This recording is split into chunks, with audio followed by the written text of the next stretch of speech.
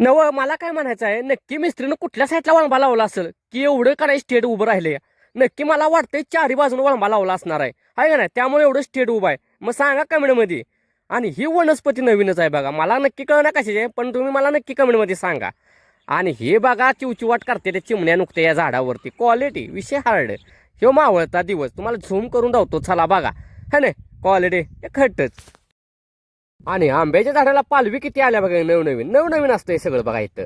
आता ह्या चवळ्याच्या शेंगा कवळ्या येत्या, पण खायला क्वालिटी असते, तोडतो तेवढ्या खटवा आणि खातो. तुम्हाला खाऊन जातो कशा वाटते त्या, चव पण एक नंबर खटमध्ये, पण कुरकुरीत असते. विषय हार्ड हो, रामडाच की. मग तुम्हाला पण देतो पाठवून, खावा किती खायचे तेवढ्या.